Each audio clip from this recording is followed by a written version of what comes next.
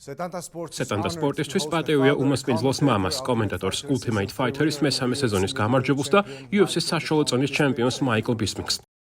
და გავიცდა გეხსენებინა საპატიო ქართველი. დიახ, საპატიო ქართველი. ეს ახალი წოდებაა. მადლობა მიხარია რომ აქვარ. როგორ მოხდი საქართველოში? კიდე იჯერეთ კიდე არა. ახალ წლამდე ცოტა ხნით ადრე მივიღე გიჟური შეთავაზება არაბული პროდაქშენისგან, სატელევიზიო შოუში მონაწილეობაზე. რომელშიც ერთადერთი ვარ, ვისაც ინგლისურად საუბარი შეუძლია და ასე შემდეგ. ისინი აბუ-დაბი TV-ისთვის იღებენ, მანამდე კი ინგლისში ვიყავი, ჩემს ოჯახს სტუმრობდი. რის შემდეგაც გეგმები შემეცვალა. ჩემი ოჯახი შინ გაფრინდა, მე კი საქართველოში ჩამოვედი. გადაღებების 3 დღე გაგრძელდა, მხოლოდ მცირედი ნაწილი გადავიღეთ. მალე კი უკვე შინ დავბრუნდები, მაგრამ აქ დიდებული კვირა გავატარე. აქ საოცარი ადამიანები არიან, ბრწყინვალე კერძები გაქვთ. ერთი სული მაქვს როდის დავბრუნდები. მოხარულები ვართ იმით რომ გვესტუმრეთ. თქვენ ასევე მონაწილეობა მიიღეთ ქართული რეჟისორის ფილმში არა მგონი Atlas King ჰქვია. სწორია. რეჟისორი აქაც გვესწრება. ეს უჩვეულო იყო, რადგან ვერასოდეს ვიფიქრებდი რომ ოდესმე აქ ვიჯდებოდი და მსახიობობაზე ვისაუბრებდი. მე მებრძოლი ვიყავი, თუმცა 2009 წელს მივიღე პირველი შეთავაზება ფილმში გადაღებაზე, რაზეც ბევრი ალბათ არ დათანხმდებოდა. მე კი უეცრად ტექსასის ქალაქ ოსტინში აღმოჩნდი. გადაღებების პროცესი ძალიან ვისიამოვნე და ამის შემდეგ ნელ-ნელა შევკავი. დღეს მდგომარეობით საკმაო გამოცდილება დამიგროვდა. აქ ვითანამშრომლე ნიკა აგიაშვილთან და ჩვენ ერთად შევქმნით პროდაქშენ კომპანია Punch It Films.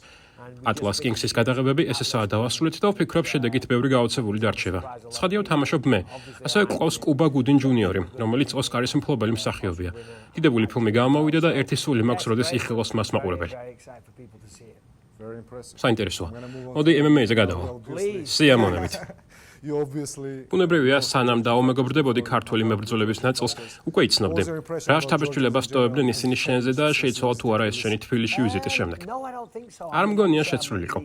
რა თქმა უნდა შევხვედრი ვარ ნიკას, მის ძმას და მთელ მათ ოჯახს. ჩემს სახლშიც ნამყოფები არიან და ჭაჭად ჩავმიტანე საჩუქრად. ყოველ ჯერზე როცა მათ ხვდები, ყოველთვის რაღაცას მჩუქნიან. შესაბამისად ვიცოდი რომ ძალიან სტუმართ მოყვარე ხალხი დამხდებოდა. რაიმე წინასწარ ჩამოყალიბებული აზრები არ მქონია. არ ვიცოდი რისი მოლოდინი უნდა მქონოდა, მაგრამ თბილისმა ჭკუიდან შემშალა. ცხადია ვიცნობ მერაბს, რომელიც ბრწყინვალე ადამიანია. ასევე ვიცნობ ილიას და მე მისი უდიდესი ქომაგი გახლავართ. ჩემი აზრით ის სრულიად განსაკუთრებულია და სიმართლე გითხრათ ასეთივეა მერაბიც. ასევე აქ ვიხილე ისეთი ხალხი, როგორიცაა მაგალითად რომან დოლიძე, რომელიც ასევე დიდებული ადამიანია. ყველანი კარგი ბიჭები არიან. მინდა კითხო ყავს თუ არა საყვარელი ქართველი მებრძოლი, თუმცა საყვარელი ქართველი მებრძოლი არ მინდა სხვებს გული დავწყვიტო, მაგრამ რა თქმა უნდა მე მერაბის უდიდესი ქომაგი ვარ, მაგრამ ილია თოფურიას გააჩნია რაღაც გამორჩეული, რასაც ამბობს, რასაც წინასწარ ჭრეთს, ყველაფერს ასრულებს. მაგალითად, უოლკის დამარცხებამდე Instagram-ის ბიოში უკვე ჩემპიონი ჩაიწერა. შემდეგ კი ავიდა 155-ში, იქაც ჩემპიონი გახდა და თან ჩარლზ ოლივეირა უბრალოდ ცემით დაამარცხა. დიახ, სწრაფად დაასრულა, მაგრამ იმ 2-3 წუთში სულად დომინირებდა. გადის 1 წუთი და ჩარლზ ოლივეირა მტკივნეული ილეთების ოსტატი და UFC-ის ისტორიაში საბმიშენით მოგებული ყველაზე მეტი ბრძოლის ავტორი პარტერში გადაიყვანა. კრუსიფიქსზე დაიჭირა. ფეხზე დაბრუნებულს კი ისეთი დაარტყა, რომ უგონოდ დაანოკაუტა. ეს ბიჭი უბრალოდ მიყვარს. გასაოცარი. მოუთმელად ველით 2026 წელს მის დაბრუნებას და იმედი გვაქვს, რომ პირად საკითხებს მალე მოაგვარებს. რა თქმა უნდა, ასევე ყველას გსურს ვიხილოთ მისი და ისლამ მახაჩევის დაპირისპირება. როგორ ხედავ ამ ბრძოლის სცენარს? ძალიან რთული იქნება. უნდა გვახსოვდეს, რომ ისლამ მახაჩევი pound for pound პირველი ნომერია. დიახ, pound for pound რეიტინგის პირველი და მეორე ნომრები არიან. ასევე მსუბუქი წონის ყოფილი ჩემპიონი, ქვესაშუალო წონის ჩემპიონი, რომელსაც წვრთნის ხაბიბი და წვრთნიდა აბდულმანაპ ნურმაგომედოვი. ანუ სახეზე გვაქვს გენეალოგიური სკოლა. ის დიდებული მოჭიდავია, ილიაზე გაცილებით გაბარიტულია და სტრაიკინგით შეუძლია. შეხედეთ როგორ დაანოკაუტა ვოლკანოვსკი. წონითი კლასები უმიზეზოდ არ შემოუვლიათ. ილია 155 ფუნტის ჩემპიონი, ახლა კი 155-შია. ისლამი 155-ში იყო, ახლა კი 170-შია. ხვდები რას ვამბობ? არსებობს მიზეზი, რატომაც მებრძოლები დივიზიონებად იყოფიან. ვფიქრობ, რომ ილიას წინ რთული ბრძოლა ელის. ვიცი, რომ სურს ეჩხუბოს და იწევს. ალბათ ძალიან საინტერესოც იქნება. არ ვიცი ვინ მოიგებს, მაგრამ ისლამი გაცილებით დიდია. ეს კი მნიშვნელოვანი ფაქტორია. განსაკუთრებით 170-ში. ახლა ის უკვე უზარმაზარი ჩანს. ნამდვილად ასეა, ძალიან დიდია.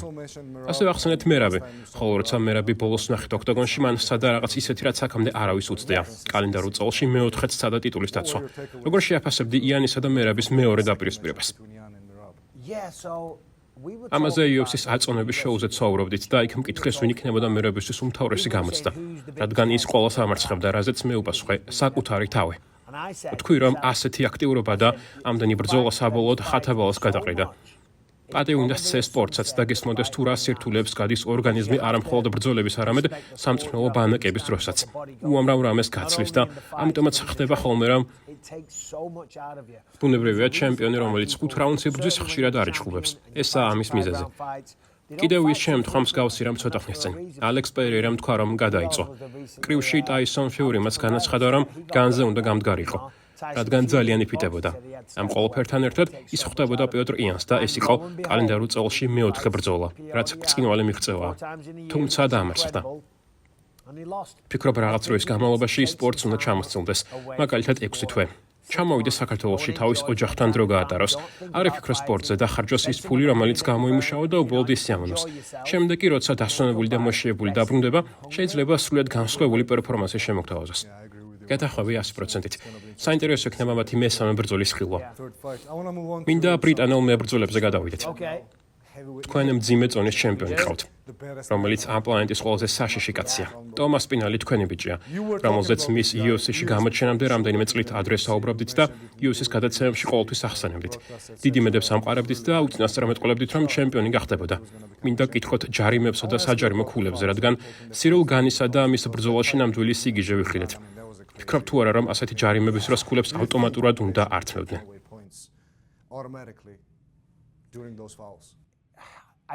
არ ვიცი, რადგან ქულის წართმევას უდიდეს სიცვლებების დევს თან. მე ჯერ ისევ მჯერა, რომ თვალში თითს გამიზნულად არავინ არავის ახვედრებს. ამის ნამდვილად არ მჯერა. მე რომ შენ გეჩხუბებოდა, რის გაკეთებას არჩევდი? თვალში თითის მოხვედრას თუ სახაში მუშტის? თუ ისე ახლოს მოვედი, რომ თვალში თითის მოხვედრა შემიძლია, მუშტსაც თავისუფლად დაგარტყამ და მირჩევნი ასე მოიქცა. არ გეწყინოს, ძალიან კარგი და მეგობრული სახე გაქვს, მაგრამ ხომ ხვდები, რასაც გულისხმობ? არ მგონია ეს შემთხვევები გამიზნული იყოს.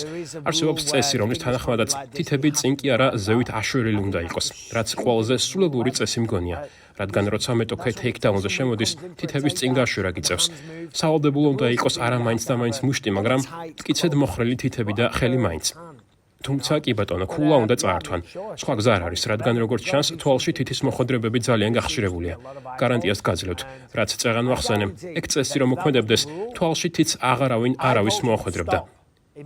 ხვდები რა ვსვამბობ, ასეთი რამ აღარ განმეორდებოდა. ყოველ შემთხვევაში ძალიან იშვიათად. ეს აფუჭებს ბრძოლებს და ზოგჯერ მებრძოლების ცხოვრებას ანგრევს. დიახ. დიდებული ბრძოლა გვიჩვენეს ტომას პინალმა და სირილმა. შესანიშნავი გამოცდა იყო და სირილ განმაც აჩვენა ეს. ის პირველ რაუნდს იგებდა ტომს, მაგრად გაურთულა საქმე, თუმცა ეს მხოლოდ 5 რაუნდიანი ბრძოლის პირველი რაუნდი იყო და მხოლოდ ხურდებოდნენ. შემდეგ კი ყველა ვნახეთ ბრძოლა როგორ დასრულდა. ზოგჯერ დიდებულ ჩემპიონებს იმისთვის, რომ დიდებულები გახდნენ, სჭირდებათ მოკიშვე. შეიძლება ტომას პინალისთვის ასეთაც სწორედ სირილ განი იქცეს. მე ნამდვილად მგონია, რომ მათ შორის ნამდვილად არსებობს ქიშპობა. ტომს ის საერთოდ არ მოსწონს. თქვა, რომ ის სიაზრით ასპინალმა ეს განზრახ გააკეთა. ჩიტერი ეძახა და ასე შემდეგ. მათ ერთმანეთი ნამდვილად არ მოსწონთ. ამასთან, როგორც მე ვიცი, ტომს თვალზე ოპერაციის გაკეთება მოუწევს, რაც ძალიან სამწუხაროა. ამიტომ არ ვიცი ახლა რა მოხდება. ბევრი ვარიანტს განვიხილავდი და იქნებ დროებითი კამარის გაათამაშონ ალექს პერეირასა და სირილ განს შორის. ფიქრობ, რაღაც ასეთი შეიძლება მოხდეს. იქნებ თეთრ სახლში. შეიძლება თეთრ სახლშიც, არ ვიცი. ზოგადად ფიქრობთ, რომ შეიძლება თეთრი სახლის ივენთი შედგეს? გადაწყვეტილია. ეს მისგან პირველად გაიგეთ, მეგობრებო. ეს დანამაც თქვა, ყველამ დაადასტურა. ბევრი ვიდეო ჩაწერე, სადაც ამბობენ, რომ გამორიცხულიაო, მაგრამ ეს გადაწყვეტილია. გადაწყვეტილია. უბრალოდ დაუჯერებელია, რომ თეთრ სახლში MMA-ს ვიხილავთ. უდიდესი მიღწევა. ნამდვილი სიგიჟეა. ბრწყინვალე მიღწევა. ეს სპორტის აფეთქებაა. ცოტა ხნის წინ გააუფრმეთ შეთანხმება Paramount Plus-თან, რაც ამ სპორტის მასშტაბებს კიდევ უფრო გაზრდის. თუმცა უბრალოდ დაფიქრდეთ. UFC-ს ივენთი თეთრ სახლში. განორჩეულად იმისა, MMA-ს კომოგი ხარ თუ არა, მსოფლიოში ნებისმიერი ადამიანი დაინტერესდება იმით თუ რა მოხდება ამ ივენთზე. ნამდვილად დაუჯერებელი იქნება. მინდა რომ MMA-ს მილიარდი ადამიანი აკვირდებოდეს, ანუ 2 მილიარდი თვალი. ნამდვილად. რას ფიქრობთ მომდევნო კვირაში დროებითი კამრისთვის პედის ბრძოლაზე? ჯასტინ გეიჯის წინააღმდეგ უდიდესი ომი ელის. დიახ, ეს ტოპ ბრძოლაა პედისთვის. როგორც ჯასტინმა აღნიშნა, თუ ამ ბრძოლაში დამარცხდება, სპორტიდან წავა. ყოველთვის როცა ვიღაც ამას ამბობს, ისინი კარიერის დასასრულს უახლოვდებიან და ამას საკუთარ თავს ეუბნებიან. ჯასტინ გეიჯის 3 სატიტულო ბრძოლა ჰქონდა. გასულ წელს მაქს ჰოლოუეისთან მძიმე ნოკაუტით დამარცხდა და ამბობს, რომ მასთან რემატჩი სურს, რასაც პატივცემ. თუმცა ეს სპორტი შენს სხეულს დიდ ზიანს აყენებს და ბევრ ტრავმებს იღებ, ხოლო სპარინგი და ვარჯიში ბრძოლაზე უარესია. შესაბამისად, თუ ის ამბობს, რომ წაგების შემთხვევაში კარიერას დაასრულებს, შეიძლება ერთი ფეხი კარიდან უკვე გადგმული აქვს. მეორე მხარეს არის პედი პიმლეტი, რომელიც ახალგაზრდა, მშიერი და UFC-ში დაუმარცხებელია. ჩემი აზრით, ჯასტინ გეიჯი უკეთესი მოკრივე და მოჭიდავეა. თუმცა ჭიდაობას არ გამოიყენებს, რადგან ამას არასდროს აკეთებს. არ ვიცი ამ ბრძოლაში რა მოხდება. პედი ამბობს, რომ სკაუზერები ნოკაუტში არ ვარდებიან. შეიძლება ეს ტყუილია. ნახოთ მომავალ კვირას რა მოხდება.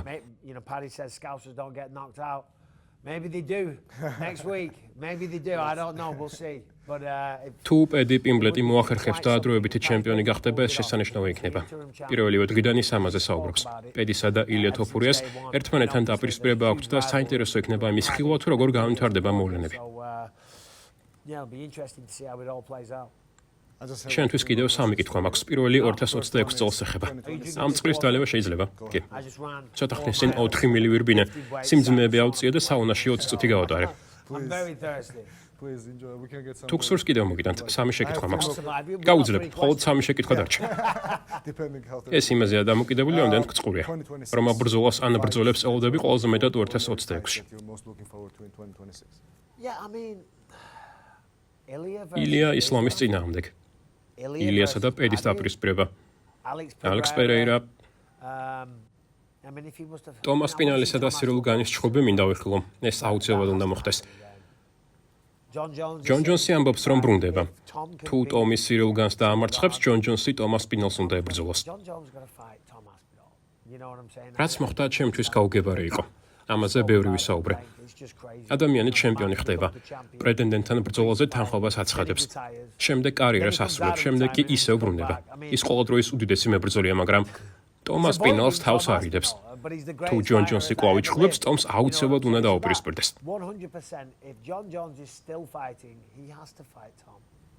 გეთახმები. ამ ბრძოლას სიამოვნებით ვნახავდი.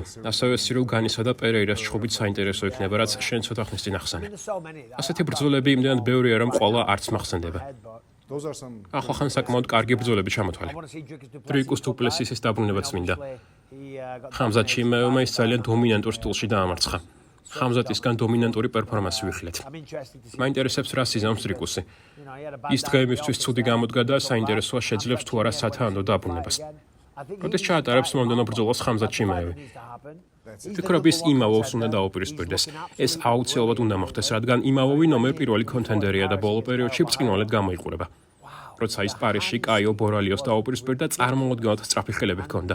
ხამზატი ამბობს, რომ მასთან ჩხუბი არ სურს, რადგან ისინი ერთმანეთს იცნობენ და ერთად ვარჯიშობდნენ. ვისაც არდებს? ბრძოლა შენი საქმეა, ისინი შენი მეგობრები არ არიან. როცა კარიერას ასრულებ, ეს ადამიანები შეიძლება აღარასდროს ნახო. ვისაც არდებს? ოქტოგონში შედი. ადამიანებს აჩვენა ის, რისი ხილვაც უნდათ. საუკეთესო მებრძოლებს დაუპირისპირდი და ფული იშოვე. გეთახმები, ეს სტილისტურადაც ძალიან საინტერესო ბრძოლა იქნება, რადგან იმავე შესანიშნავი ბეჭია. ჩემი აზრით, ხამზატი ფავორიტია და სავარაუდოდ გაიმარჯვებს კიდეც. თუმცა ის ნომერ 1 კონტენდერია და ეს ნიშნავს, რომ ის მას უნდა შეხვდეს. იმავე ამ ბრძოლას იმსახურებს. კარგი, ახლა სერიოზულ შეკითხვას დაგისვა. დემეტრიუს ჯონსონი, დუეინ ჯონსონი და DJ Mike B. ვინ არის საუკეთესო DJ? სამი DJ. მეც კარგი DJ-ი ვიყავი.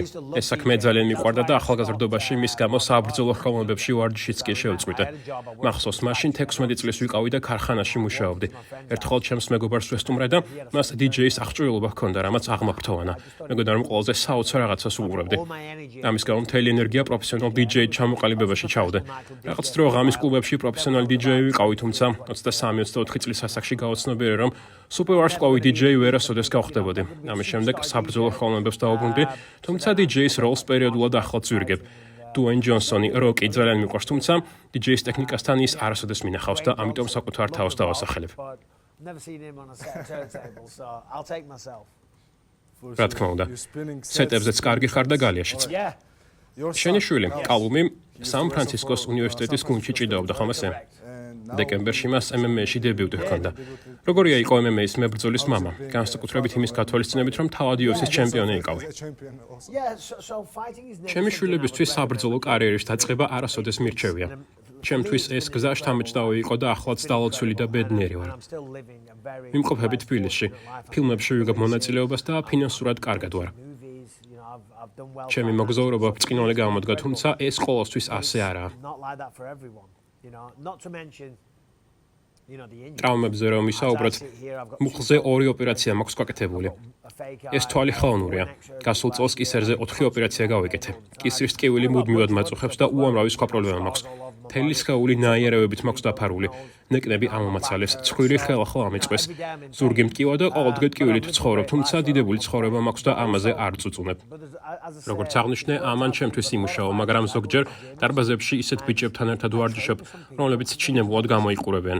მსოფლიოს ჩემპიონების დონეზე არიან, თუმცა მანქანებში ცხოვრობენ და ფინანსურ საჭიროებებს ვერ იკმაყოფილებენ. რადგან რაღაც მიზეზის გამო ბრძოლის ღამეს დიდ სცენაზე შირაღნების ქვეშ მათი მენტალური მდგრადობა ირღვევა. ამ საქმეში ისინი იმდენ შრომასდებენ, რომ მის ტყვეობაში ხვდებიან და სხვა რაღაცის გაკეთება აღარ შეუძლიათ. ისინი ბავშვობიდან ვარჯიშობენ, ახლა 30 წლის ასახს აღწევენ. ბრძოლებს ვერ იგებენ, UFC-ში ვერ ხვდებიან და მათი ცხოვრება ძალიან ძნელი ხდება. სწორედ ამიტომ ცემ პატივს მებრძოლებს, რადგან მათ ამ საქმეს თავი უნდა მიუძღვნან და ეს დიდ რისკს წარმოადგენს. ყოველთვის ვამბობ იმისთვის ვიბრძოლე, რომ ჩემს შვილებს ამის საჭიროება არ ჰქონოდათ. ინგლისის ჩრდილო-დასავლეთში გავიზარდე და ქუჩაში ბევრჯერ მიჩხუბია. ასეთი რთული და უხეში ბავშვობა მქონდა. ჩემი შვილები კი კალიფორნიაში გაიზარდნენ, სადაც სახლის უკან აუზი აქვთ. ჩვენი გამოცდილებები ერთმანეთისგან განსხვავებულია. ჩემი შვილი კოლეჯში სწავლობს და ბიზნესის მაგისტრის ხარისხი უნდა მიიღოს. ის კოლეჯში ჭიდაობდა, ახლა კი მაგისტრატურაზე სწავლობს. მას ასპარეზობა უყვარს და მთელი ცხოვრება ჯიუ-ჯიტსუში ვარჯიშობს. კოლეჯში სწავლის მიუხედავად ის ჩვენთან ერთად ცხოვრობს და მე მას ვუთხარი, რომ დავეხმარებოდე იმ პირობით, რომ MMA-ს ყოველდღე ივარჯიშებდა. ის ასეც მოიქცა. თუმცა ბრძოლა ისე დანიშნა, რომ არაფერი მითხრა და ამაზე ბრძოლის წინა დღეს გავიგე. მას არ უნდოდა, რომ ამისთვის დიდი ყურადღება დაგვეთმოდა მაიკლ ბისპინგის შვილი ყოფილიყო. მას სურდა, რომ ეს საქმე დამოუკიდებლად გაეკეთებინა, რასაც პატივისცემით მოვეკიდე. თუმცა ამ ამბის გაგებამ ცოტათი გამაბრაზა, რადგან მინდოდა, რომ მე მევარჯიშებინა. სამყარო დონეზე ალბათ კიდევ რამდენიმე ჩხუბს გამართავს. შეიძლება პროფესიონალურ დონეზე იჩხუბოს 1-2 და შემდეგ რა სიზამს წარმოდგენა არ მაქვს. ის ჭკვიანი ბიჭია. შენი აზრით UFC-ში მისი ბრძოლის კომენტატორი ოდესმე იქნები? ისი რა? ამაზე არასოდეს მიფიქრია. როცა UFC-ზე ბრძოლის კომენტირებას ვახდენ და ინგლისელი ასპარეზობს, მაყურებლები სოციალურ მედიაში წერენ, რომ ძალიან მიკერძოებული ვარ. ეს სიცრუეა. როცა ინგლისელი ჩხუბობს და მე კომენტატორი ვარ, მის მიმართ ცოტათი უფრო მეტად კრიტიკულად ვსაუბრობ, მაგრამ ამერიკელებს არ მოსწონს, როცა ინგლისელი იგებს და მე მას ვაქებ. შეიძლება აღნიშნო, რომ კარგად ჭიდაობს ან სხვა რამე ვთქვა და ისინი მიკერძოებულს მიწოდებენ. წარმოგიდგენია კომენტარები თუ ჩემი შვილის ბრძოლის კომენტატორი ვიქნები? ამიტომ ვფიქრობ, რომ ამ როლს სხვას დავუთმობ. ჩემი აზრით, შენ ისეთი ბიჭი არ ხარ, ვისაც კომენტარები ანაღლებს. ოდნავადაც არ მანაღლებს. დიდი მადლობა, რომ დრო დაგვითხრე. არაფერს. რაიმე სხვა მარი ტყოდი ისეთ რის შესახებაც არ მეკითხავს. ჩემი აზრით, ყველაფერს შეეხ. შვენიერია. მადლობა. Thank you so much. Cheers, nice work.